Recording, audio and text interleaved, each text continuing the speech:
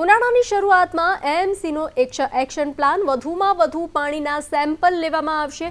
અધિકારીઓને સૂચના આપવામાં આવી છે। ખાદ્ય પદાર્થોમાં કચાશ ન રાખવા આરોગ્ય વિભાગને સૂચના આપવામાં આવી છે। લીંબુ શરબત, શેરડીનો રસ, બરફ વેચાતા એકમોની તપાસ કરવામાં આવશે। માર્ચ મહિનામાં 10 પાણીના નમૂના અનફિટ જોવા મળ્યા હતા, તો ચાલુ મહિનામાં ઝાડા ઉલટીના 145 કેસ નોંધાયા હતા।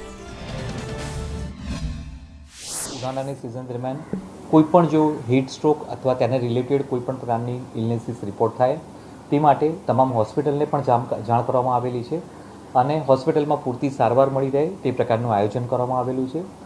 તદુપરાંત હીટ એક્શન પ્લાનના ભાગરૂપે શહેરમાં વિવિધ જગ્યાએ પાણીના પરબનું કોર્પોરેશન દ્વારા તેમજ પ્રાઇવેટ એનજીઓ સોસાયટી દ્વારા પણ તેનું અમલીકરણ થાય તે પ્રકારની પણ કાર્યવાહી હાથ ધરવામાં આવશે।